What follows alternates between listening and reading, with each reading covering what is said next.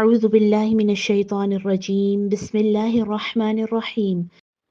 सूरतुल मुनाफिकून, सूरा नंबर 63 63 मदनी सूरह मुबारका है और इसका ज़माने नज़ूल छठी हिजरी गज़वा बनी अल मुस्तलक़ के बाद का है।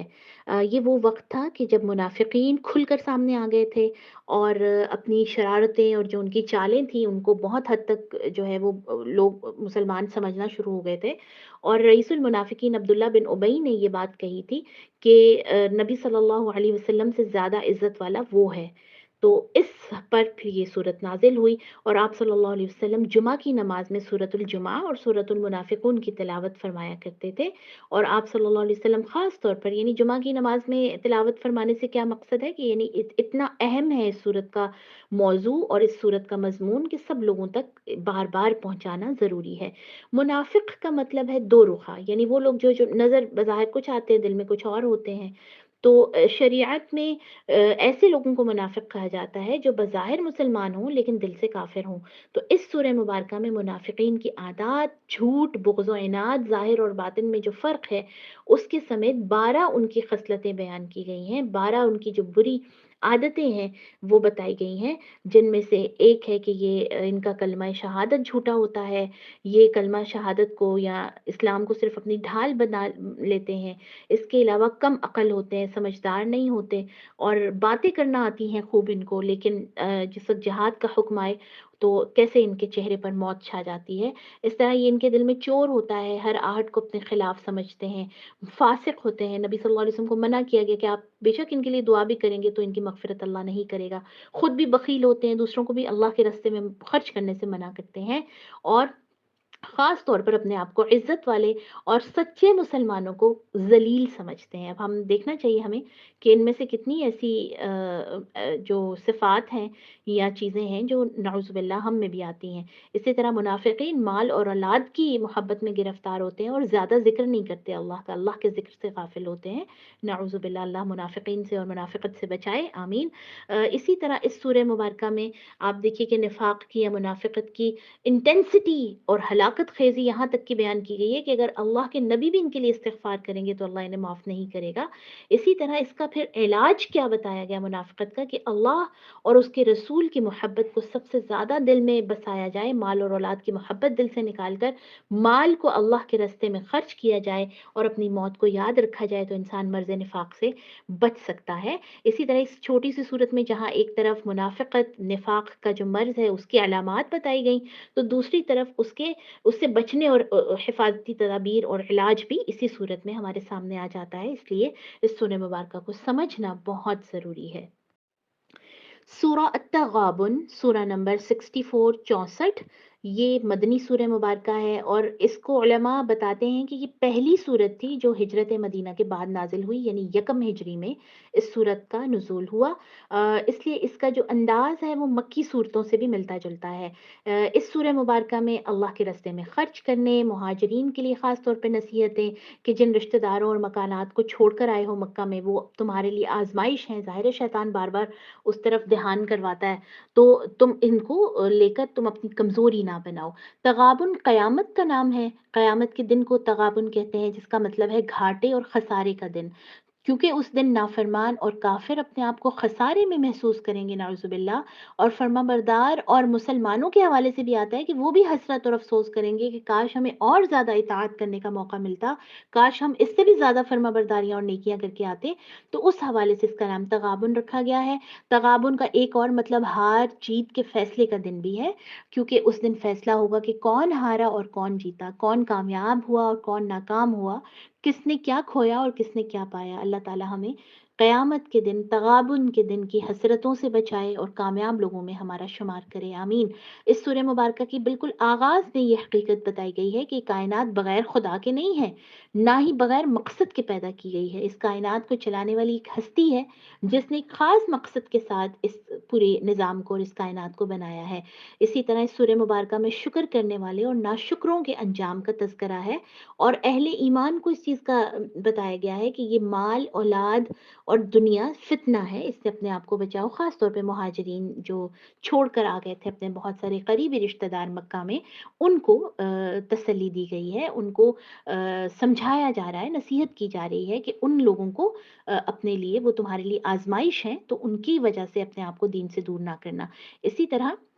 اس سورہ مبارکہ میں خاص طور پر جو ہے نا وہ دو قومی نظریہ کہہ لیں کہ انسانوں کو مخاطب کر کے بتایا ہوا ہے کہ تم میں سے کچھ لوگ کافر ہیں اور کچھ مومن، یعنی یہ دو کیٹیگریز ہمیشہ سے رہی ہیں دنیا میں، یا تو اللہ کی طرف ہوتے ہیں لوگ یا شیطان کی طرف۔ اب یہ مجھے اور آپ کو فیصلہ کرنا ہے کہ ہم اپنے آپ کو کس رستے پر رکھتے ہیں، یا اللہ کے رستے پر یا شیطان کے رستے پر۔ اور قیامت کا دن، تغابن کا دن، جو گھاٹے اور خسارے کا دن ہے، اس میں ہم کن لوگوں میں شامل ہوں گے کہ جن کو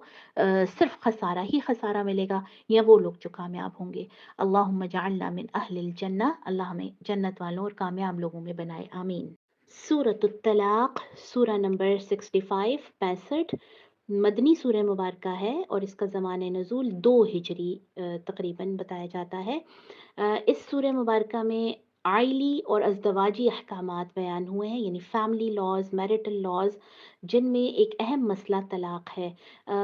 نکاح اور طلاق، عدت اور رضاعت کے حوالے سے اس سے پہلے سورۃ البقرہ، سورۃ النساء میں بھی مسائل بیان کیے گئے ہیں، اور انہی مسائل کی تفصیل طلاق کے حوالے سے سورت میں بیان کی گئی ہے۔ اسی لیے حضرت عبداللہ بن مسعود رضی اللہ تعالیٰ عنہ کے حوالے سے آتا ہے کہ وہ اس کو چھوٹی سورۃ النساء بھی کہا کرتے تھے۔ اس بات کو ذہن میں رکھنا چاہیے کہ اللہ کے نزدیک تمام حلال احکامات اور حلال کاموں میں سب سے ناپسندیدہ ترین جو ہے وہ طلاق کا عمل ہے، اور ایک اہم انسانی معاشرے کا یہ مسئلہ ہے۔ چنانچہ اس سورہ مبارکہ میں طلاق دینے کا ایسا طریقہ بتایا گیا ہے جس میں انسانوں کے لیے حکمت ہے، بھلائی ہے۔ لوگ پہلے ان چیزوں کا خیال نہیں رکھتے، پھر بعد میں مشکلات کا شکار ہوتے ہیں، پھر مفتیوں کو تلاش کرتے پھرتے ہیں جو کہ مزید کام کو مشکل کر کے ان کے سامنے رکھ دیتے ہیں، اور حلالہ اور اس طرح کی اور بہت ساری غیر اسلامی، واضح رہے کہ حلالہ بالکل غیر اسلامی طریقہ ہے جس کا کہیں پر کوئی بھی ثبوت نہیں ملتا، اس کی طرف چلے جاتے ہیں۔ اس سے بہتر ہے کہ انسان کو سمجھ ہو اپنے ان تمام معاملات کی، جو کہ انسان کی زندگی سے تعلق رکھتے ہیں، اس کی معاشرت سے تعلق رکھتے ہیں۔ تو اس سورہ مبارکہ میں طلاق دینے کا درست طریقہ بتایا گیا ہے کہ اگر بیوی کو طلاق دینی ہو تو حالت حیض میں نہ دو، بلکہ پاکی کے دنوں میں طلاق دو، اور پھر 3 طلاقیں دینے کے بجائے صرف ایک طلاق، طلاق رجعی جسے کہتے ہیں، وہ دو، کیونکہ طلاق سے خاندان ٹوٹ جاتا ہے، معاشرے میں بگاڑ پیدا ہوتا ہے، اور اگر اولاد ہو تو سب سے بڑا نقصان ان کا ہوتا ہے۔ پھر اسی طرح اس سورہ مبارکہ میں اللہ نے بار بار تقوی کی تلقین فرمائی ہے کہ خاص طور پہ جو سوشل ریلیشنز ہیں، اور بالخصوص میاں بیوی کے تعلق، اس میں تبھی خوش اسلوبی سے اس کو چلایا جا سکتا ہے، تبھی ایک دوسرے سے اچھے سلوک سے رہا جا سکتا ہے کہ جب اللہ کا ڈر ہو، جب تقوی کا اہتمام کیا جائے۔ پھر اللہ جی اس صورت میں فرما رہے ہیں کہ تقوی اختیار کرنے کی صورت میں اللہ مشکلات سے انسان کو نکالنے کے رستہ اس کے سامنے کر دیتا ہے، اور اس کو ایسی جگہ سے رزق عطا فرماتا ہے جہاں سے اس کو گمان بھی نہیں ہوتا۔ اسی طرح تمام معاملات انسان کے جو ہیں ان کی اصل روح تقوی ہے۔ تقوی کا مطلب اللہ کا خوف اور آخرت میں اللہ کے سامنے کھڑے ہونے اور جواب دہی کا احساس ہے، اور اسی لیے ہمارے تمام مسائل، مشکلات جتنی بھی ہماری لائف میں آتی ہیں، ان سے نجات کا حل صرف تقوی ہے، اور اس سے نہ صرف رحمتوں اور برکتوں کے دروازے کھلتے ہیں بلکہ آخرت میں ہماری مغفرت اور اجر عظیم ملنے کا ذریعہ بھی اللہ نے تقوی کو ہی بتایا ہے۔ پھر اس صورت میں اس چیز کا تذکرہ ہے کہ ماضی کی تاریخوں میں ہم نے کتنی بستیوں اور قوموں کا سخت محاسبہ کیا اور انہیں سخت عذاب سے دوچار کیا، جس کا سبب یعنی کیوں ان کے ساتھ یہ ہوا کہ وہ اللہ کے نافرمان تھے۔ اب ہم نے تمہاری طرف ایک کتاب اور رسول بھیجا ہے، اور تمہیں رہنمائی عطا کی ہے تمام معاملات میں، خاندانی عائلی معاملات میں، تاکہ تم اپنے خاندان کے معاملات اور اپنی تمام زندگی کے پہلوؤں میں جہالت اور اندھیرے سے نکل کر اصل روشنی کی طرف آؤ، جس کی طرف قرآن بلا رہا ہے۔ اسی طرح اس سورہ مبارکہ میں یہ بھی بتایا گیا کہ جیسے 7 آسمان ہیں، اس طرح اللہ نے زمینیں بھی 7 پیدا کی ہیں، اور پھر اہل ایمان کو تاکید کی گئی ہے کہ اللہ سے ڈر کر زندگی گزاریں۔ اللہ اسلام کے ذریعے سے اللہ تعالیٰ لوگوں کو تاریکیوں سے نکال کر اصل میں روشنی میں لانے کا اللہ نے دین اسلام کو ذریعہ بنایا ہے۔ تو اس چیز سے فائدہ اٹھاتے ہوئے اپنے آپ کو انلائٹن کریں، اپنے آپ کو اس نور الہی میں لے جائیں جو اللہ نے انبیاء کے ذریعے ہم تک بھیجا، اور جو اب ہمارے سامنے اس قرآن مجید کی شکل میں موجود ہے۔ सूरत तहरीम सूरा नंबर 66 66 मदनी सूरह मुबारका है और इसका ज़मान नज़ूल 7 हिजरी तकरीबन बताया जाता है। ये जो सूरह मुबारका है इसमें घरेलू ज़िंदगी से मुताल्लिक अहम हिदायत इरशाद फरमाई गई हैं और शौहर और बीवी को ये बताया गया है कि आपस की मोहब्बत के बावजूद हुदूद इलाही को क्रॉस करने की इजाज़त किसी को भी नहीं है। इसी तरह बीवियों को ये हुक्म दिया गया है कि खावंद के राज़ों की हिफाजत करें और तमाम ईमान वालों को ये हुक्म है और उनकी ज़िम्मेदारी बताई गई है कि वो अपने आप को भी और अपने अहलो-अयाल, अपनी फ़ैमिली को भी जहन्नुम की आग से बचाएँ, सच्ची और पक्की तौबा करें और तक़वे की ज़िंदगी इख्तियार करें। इसी तरह इस सूरा में ख़ास तौर से इसका जो शान नुज़ूल है वो वाक़या भी उसमें सामने आता है जिसके हवाले से कुछ उलमा का इख्तिलाफ़ भी है कि आप सल्लल्लाहु अलैहि वसल्लम हर रोज़ असर की नमाज़ के बाद तमाम अज़वाज मुतहरात के यहाँ चक्कर लगाते थे। तो एक दफ़ा ऐसा हुआ कि हज़रत ज़ैनब बिन्त जहश के यहाँ आप ज़्यादा देर तक यानी कुछ ऐसा टाइम आया कि वहाँ आप ज़्यादा देर बैठने लगे और उसकी वजह ये पता चली कि उनके यहाँ कहीं से शहद आया हुआ था और नबी सल्लल्लाहु अलैहि वसल्लम को शहद बहुत पसंद था, इसलिए आप वो शहद का शरबत नोश फरमाते थे उनके घर से। हज़रत आयशा का बयान है कि मुझे इस पर रश्क ज़ाहिर है वो एक जो बीवियों को आपस में नेचुरल एक जो जेलसी है रश्क लाहक हुआ और मैंने हज़रत हफ्सा और हज़रत सौदा और हज़रत सफ़िया से मिलकर ये तय किया कि हम में से आप सल्लल्लाहु अलैहि वसल्लम जिसके पास भी आएँ तो आपको हम ये कहेंगे कि आपके मुँह से मग़ाफ़िर की स्मेल आ रही है और मग़ाफ़िर एक किस्म का फूल होता है जिसमें कुछ यानी स्ट्रॉन्ग स्मेल होती है और शहद की मक्खी अगर वहाँ से उससे शहद हासिल करे तो ज़ाहिर है उसमें भी असर आता है। और आप सल्लल्लाहु अलैहि वसल्लम नहायत नफ़ीस मिज़ाज की तबीयत रखते थे और आपको इस चीज़ से बड़ी नफ़रत थी कि आपके अंदर से किसी किस्म की बू जो है वो आए। तो चुनांचा तमाम बीवियों ने इसी तरह से किया कि आपके यहाँ जब वो उनके यहाँ जब वो पहुँचे तो उन्होंने कहा कि आपसे मग़ाफ़िर की स्मेल आ रही है, तो आपने अहद किया कि अब वो शहद इस्तेमाल नहीं करेंगे और कई जगहों पे आता है कि आपने कहा कि हरगिज़ अब मैं शहद नहीं लूँगा, तो उस पर अल्लाह सुब्हानहू व तआला ने इस सूरह मुबारका की आयत नंबर 2 में हुक्म दिया है कि ऐसी बात कि जिसको अल्लाह ने हलाल किया है, अपनी बीवियों की रज़ामंदी के लिए उस हलाल को हराम कर देना, ये ठीक नहीं है और इसको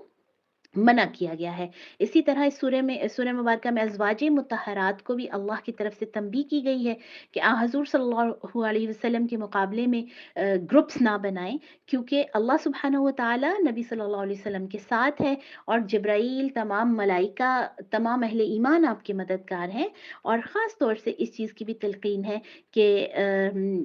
इस चीज़ की तरफ इशारा है कि अंबिया किराम भी इंसान हैं, बशर हैं और बशरी चीज़ें उनके अंदर भी पाई जाती हैं और सिर्फ़ अल्लाह सुब्हानहू व तआला की ये सिफ़त है कि उससे कोई गलती नहीं होती और उससे किसी भूल-चूक का जो है वो एहतमाल नहीं है, वरना तमाम इंसान जो हैं वो अल्लाह की मख़लूक़ हैं। इसी तरह इस चीज़ का भी इशारा है कि मियाँ-बीवी अपने अमल के जवाबदेह हैं, कोई रिश्ता नाता अल्लाह के पकड़ से किसी को नहीं बचा सकता और इस सिलसिले में 2 सैंपल्स जो हैं वो ज़िक्र किए गए सूरत के आखिरी हिस्से में 2 मुस्लिम ख़वातीन और 2 काफ़िर ख़वातीन के। 2 काफ़िर ख़वातीन का जो ज़िक्र किया गया तो उसमें बताया कि ये अल्लाह के 2 नबियों की बीवियाँ थीं जिनमें से एक नूह अलैहिस्सलाम की बीवी और एक लूत अलैहिस्सलाम की बीवी। लेकिन उन दोनों ने अपने शौहर का साथ देने के बजाय जो कि अल्लाह के नबी थे और नेक इंसान और एक बेहतरीन और भले इंसान थे, उनका साथ देने के बजाय वो अपनी बरादरी के साथ, अपनी कौम के साथ उनके कैंप में चली गईं, उनके साथ खड़ी हो गईं नतीजतन उन्हीं के साथ उनको बर्बाद कर दिया गया और जहन्नुम का ईंधन बन गईं और बेशक वो नबियों की बीवी थीं लेकिन आप देखिए कि फिर भी उनको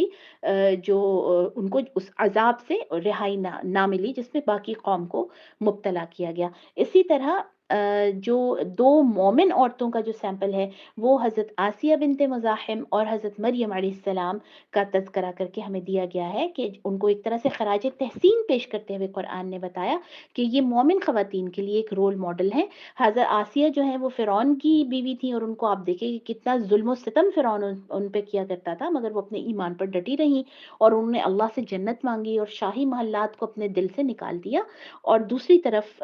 जो हज़रत मरियम अलैहिस्सलाम हैं, वो तमाम आज़माइश के बावजूद और यहूदियों ने उनको कितनी यानी तकलीफ़ पहुँचाई, इल्ज़ामात और तोहमतें लगाई उन पर, लेकिन वो अल्लाह की मुकम्मल इताअत पर रहीं। तो उन्हीं की तरह फ़िरौन की बीवी आसिया सलामुल्लाह अलैहा और हज़रत मरियम की तरह अपने ईमान और अमल की बदौलत जिनको जन्नत मिली, इसी तरह مومن خواتین کے لیے وہ سیمپل ہیں کہ اپنے ایمان اور عمل کے اوپر توجہ کریں. اپنے شوہروں کی وجہ سے نہ ہمیں جنت مل سکتی ہے، نہ ان کی وجہ سے ہم غضب سے بچ سکتے ہیں، جہنم سے بچ سکتے ہیں، بلکہ عورتوں کا جو ان کے اعمال ہیں، ان کی وہ خود ذمہ دار ہیں. اسی طرح اس سورہ مبارکہ میں یہ بھی بتایا گیا ہے کہ آپ کفار اور منافقین پر سختی کریں، کیونکہ وہ آپ صلی اللہ علیہ وسلم کی نرم مزاجی سے غلط فائدہ اٹھا رہے ہیں. آپ صلی اللہ علیہ وسلم ان کے ساتھ انتہائی، چونکہ آپ کی نیچر جو ہے، آپ صلی اللہ علیہ وسلم کی طبیعت مبارکہ اس میں نرمی تھی، تو آپ کی اس نرمی کا یہ کفار اور منافقین ناجائز فائدہ اٹھا رہے ہیں.